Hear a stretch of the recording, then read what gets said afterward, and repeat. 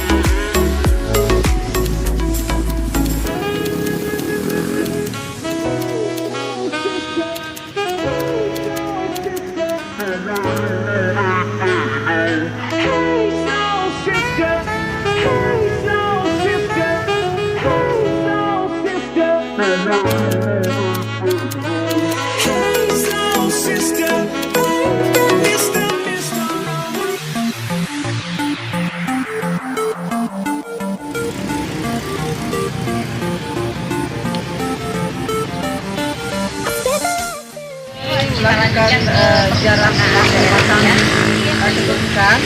Jadi rombongan tulisan sejarah sekarang kita sama-sama menuju ke perpustakaan wilayah untuk mencari informasi tentang sejarah Tengku Pekan.